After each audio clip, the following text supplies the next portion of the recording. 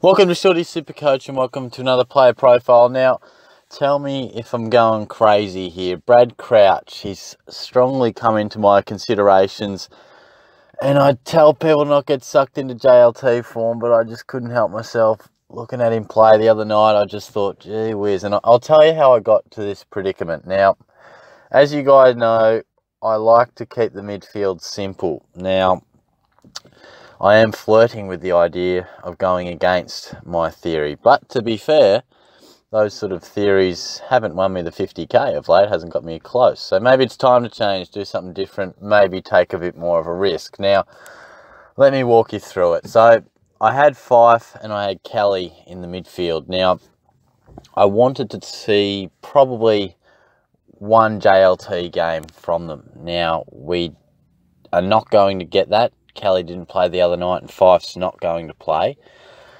Kelly, I'm a bit concerned about with that knee and hip, I think it is. Fife, yeah, it's minor.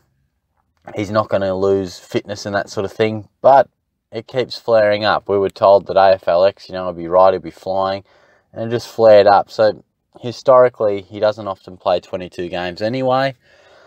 So I had reservations about that, and I like to see at least one JLT game. And I needed to get Cripps in. It's become pretty clear that he could take his game to another level, really go, what was he, on the edge of 120? We could be seeing a mid-120s average potentially. So I had to find a way to get him in. So in came Cripps, and then I was left with Coyne that just fell short of Lachie Neale. And I thought, well, things will change, you find Coyne when you didn't expect it sometimes. And I just put Zach Merritt in for the time being.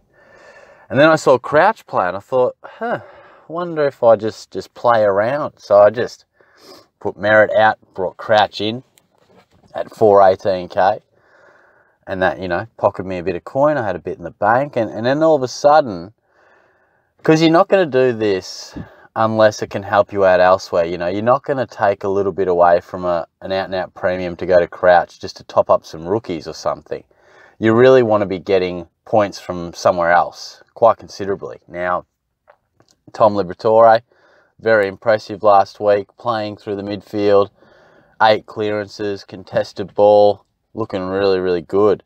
And there is the option for me to go from a rookie up to Liberatore. So in essence, it's probably Merritt or anyone around that sort of price range, give or take 30 or 40k. I had a bid in the bank. Merritt and a rookie for Libba and Crouch. Now, that's extremely risky. Extremely risky. Now, by no means am I locking it in. Am I doing it? But that's how I got to this scenario. And I think Crouch could be a pretty good pick. Now, I'm not going to say definitely get him in because, like Libba, the injury is extremely concerning. He hasn't been able to get his body right at all. Obviously, he's discounted last year. He didn't play.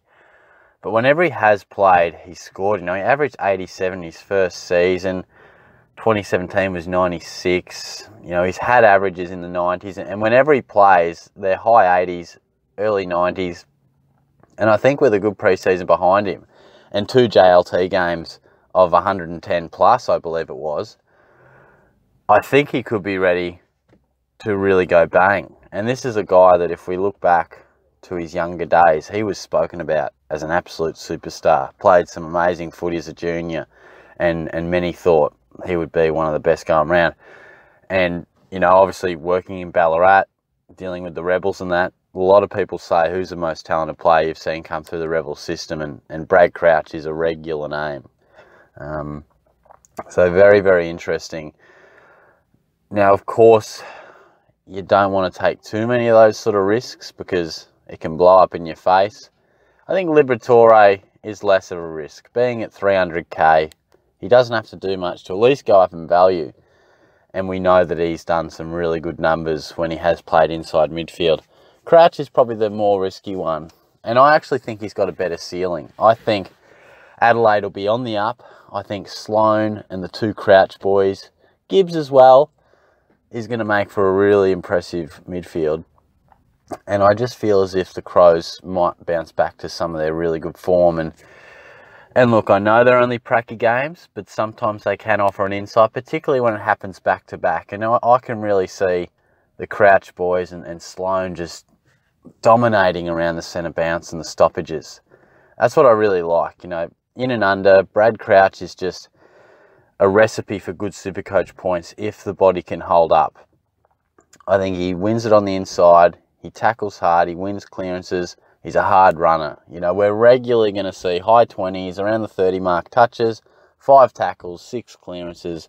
You know, we're going to see those sort of numbers quite easily from him.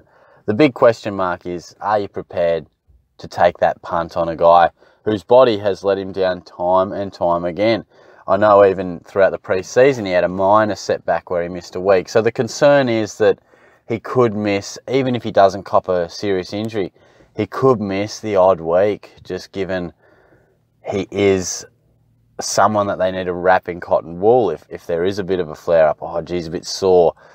Our 6-day break's going to test him. You know, is he just your classic, we've had a great 5 or 6 weeks from Brad Crouch, let's just rest him just to make sure we can get another great 5 or 6 weeks out of him. Don't want to overdo it. So, very, very interesting.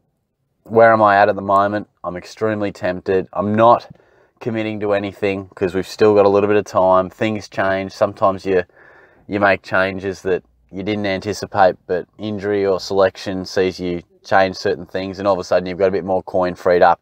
And maybe I just go back to the absolute simple, you know, my 5 premium midfielders, and that 5th one can possibly be a Lachie Neale.